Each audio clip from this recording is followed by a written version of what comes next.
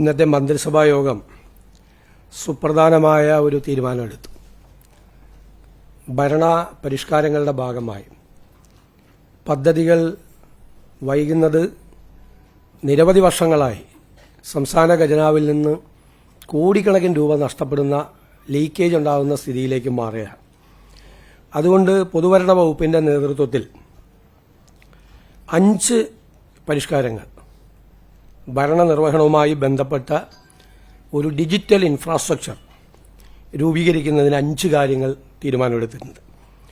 ഒന്ന്, ഒരു special asset management platform for administration, tracking and harmonisation portal. ഒരു asset management പ്ലാറ്റ്ഫോമാണ്.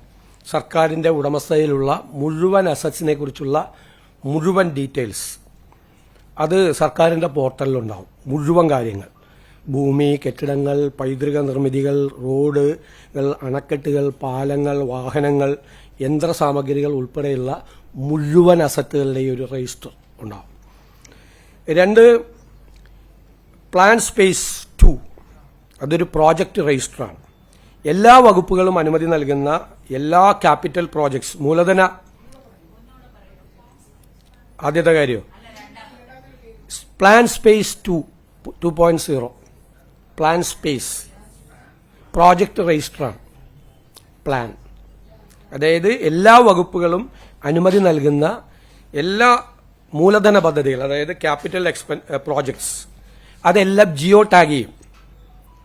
അതിന് ഒരു GIS അധിഷ്ഠിത പ്രോജക്റ്റ് രജിസ്റ്റർ മൊഡ്യൂൾ ഉൾപ്പെടുത്തി നിലവിലുള്ള പ്ലാൻ സ്പേസ് 2 പ്ലാറ്റ്ഫോം വിപുലീകരിക്കാനാണ് ലക്ഷ്യമിടുന്നത്. നിലവിൽ 1900-ലധികം, ഏകദേശം 2000-ഓളം പ്ലാൻ പദ്ധതികളുടെ സാമ്പത്തികവും ഭൗതികവുമായ പുരോഗതി ഇതിപ്പോൾ ട്രാക്ക് ചെയ്യുന്നുണ്ടെങ്കിലും ഇതിൽ ജിയോ മാപ്പിംഗ് സംവിധാനമില്ല. പോർട്ടലിന്റെ സിംഗിൾ മാപ്പ് ലെയറിൽ പദ്ധതി നടപ്പാക്കുന്ന സ്ഥലം, കോർഡിനേറ്റുകൾ, നടപ്പിലാക്കുന്ന ഏജൻസികൾ, ഇത് ചെയ്യുന്നത്, അനുമതി നൽകുന്ന അധികാരികൾ, ഫണ്ടിന്റെ സോഴ്സസ്, നിർമ്മാണ ഘട്ടങ്ങൾ, ഇതെല്ലാം ഈ പ്രോജക്റ്റ് രജിസ്റ്ററിലൂടെ എല്ലാ പ്രോജക്റ്റുകളും ട്രാക്ക് ചെയ്യാൻ വേണ്ടിയിട്ടുള്ള സംവിധാനമാണ്. 3, ഗവൺമെന്റ് സ്ഥാപനങ്ങളുടെ സമഗ്രമായ ഒരു രജിസ്ട്രി, ഒരു അസറ്റ് രജിസ്റ്റർ. 591 ഇൻസ്റ്റിറ്റ്യൂഷൻസ് ഉണ്ട് സർക്കാരിന്റെ കീഴിൽ. ഏകദേശം 19,000 കോടിയോളം രൂപയാണ് ഇതിന്റെ സാലറി ആയിട്ട് പോകുന്നത്. പലതും പല കാലത്ത് രൂപീകരിച്ച സ്ഥാപനങ്ങളാണ്. ആ ഉദ്ദേശ ലക്ഷ്യങ്ങൾ കഴിഞ്ഞിട്ടും പല രീതിയിൽ അത് തുടരുകയാണ്. പല സ്ഥാപനങ്ങളും പലരും ഡെപ്യൂട്ടേഷനിലൊക്കെ പോവുകയാണ് പല ഡിപ്പാർട്ട്മെന്റുകളിൽ നിന്നും. അതെല്ലാം നമ്മളിന്ന് സമഗ്രമാക്കും. അത് ഒരേ സ്വഭാവമുള്ള ധാരാളം സ്ഥാപനങ്ങളുണ്ട്. ആ സ്ഥാപനങ്ങളെ നമ്മൾ ഇന്റഗ്രേറ്റ് ചെയ്യും, സമഗ്രമാക്കും, ഒരുമിച്ച് ഇന്റഗ്രേറ്റ് ചെയ്യും. അതിനുള്ള ഒരു വിപുലമായ ഒരു പദ്ധതിയാണ് ചെയ്യുന്നത്. പിന്നെ 4-മത്തെ കാര്യം, കാലഹരണപ്പെട്ടതും അനാവശ്യവും പരസ്പര വിരുദ്ധവുമായ നിയമങ്ങളുടെ സമഗ്രമായ അവലോകനവും അതിന്റെ ഭേദഗതിയും. ഔട്ട്ഡേറ്റഡ് ആയിട്ടുള്ള ധാരാളം നിയമങ്ങളുണ്ട്. പിന്നെ പല ആക്ടിൽ തന്നെ പരസ്പര വിരുദ്ധമായ പ്രൊവിഷൻസ് ഉൾപ്പെടുത്തിയിട്ടുണ്ട്.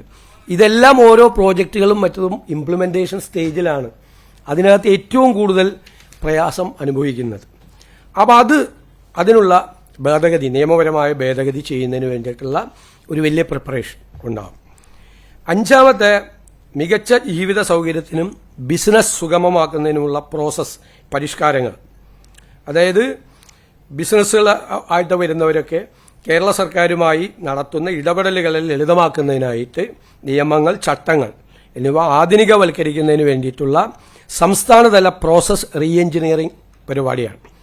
അതായത് ധനകാര്യം, നിയമം, നികുതി, വ്യവസായം, റവന്യൂ, തദ്ദേശ സ്വയംഭരണ തുടങ്ങിയ പ്രധാന വകുപ്പുകളിലെ പരമ്പരാഗതമായ രീതികൾ പലപ്പോഴും പല ഫയലുകളായി പോകുന്നതിനും അനാവശ്യമായ പേപ്പർ സമർപ്പണത്തിനും ഒന്നിലധികം പരിശോധനാ ഘട്ടങ്ങൾക്കും അനാവശ്യമായ ഓഫീസ് സന്ദർശനങ്ങൾക്കും ഇത് കാരണമാകുന്നു. അപ്പോൾ നിർദ്ദിഷ്ട നമ്മൾ പറഞ്ഞ ഡിജിറ്റൽ തത്വങ്ങൾ സ്വീകരിച്ചുകൊണ്ട് ഈ സേവന നടപടികളെ ലളിതമാക്കാൻ വേണ്ടിയിട്ടുള്ളതാണ്. നമ്മളിത് നടപ്പാക്കി കഴിയുമ്പോൾ വലിയ മാറ്റമായിരിക്കും. പദ്ധതികളുടെ കാര്യങ്ങളിൽ സാധാരണക്കാരനെ സംബന്ധിച്ചിടത്തോളം അവരുടെ ദൈനംദിന ജീവിതത്തിൽ അവർ സർക്കാരുകളും ഓഫീസുകളുമായിട്ടുള്ള ബന്ധത്തിന്റെ നടപടിക്രമങ്ങൾ ലളിതവൽക്കരിക്കുന്നതിനും ലഘൂകരിക്കുന്നതിനും വേണ്ടിയിട്ടുള്ള നടപടിയാണ് ഇത്.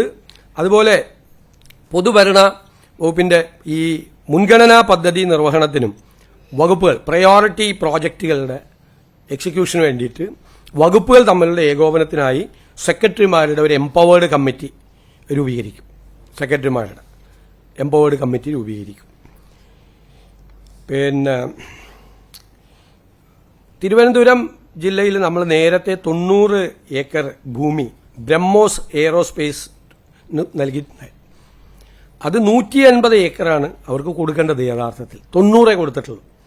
90 കൂടി കൊടുത്താൽ മാത്രമാണ് DRDOയിൽ നിന്ന് അതിന്റെ ബാക്കിയുള്ള അംഗീകാരം കിട്ടുള്ളൂ. അപ്പോൾ ബാക്കിയുള്ള 90 ഏക്കർ കൂടി ബ്രഹ്മോസ് എയറോസ്പേസിന് നൽകിക്കൊണ്ട് DRDOക്കാണ് നമ്മളത് കൊടുക്കുന്നത്. ആ തീരുമാനം എടുത്തിട്ടുണ്ട്. പിന്നെ കെൽട്രോണിന്റെ അംഗീകൃത ഓഹരി മൂലധനം നിലവിലുള്ള 35 കോടി രൂപയിൽ നിന്നും 60 കോടി രൂപയായി ഉയർത്താൻ വേണ്ടിയിട്ട് തീരുമാനിച്ചിട്ടുണ്ട്. പിന്നെ ഒരു പ്രധാനപ്പെട്ട കാര്യം, additional director general of prosecution vigilance ആയി G ശശീന്ദ്രനെ നിയമിച്ചിട്ടുണ്ട്. ഇതാണ് പ്രധാനപ്പെട്ട തീരുമാനങ്ങൾ.